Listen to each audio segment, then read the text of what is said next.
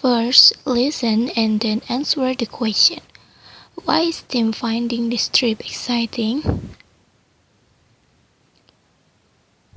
I have just received a letter from my brother Tim.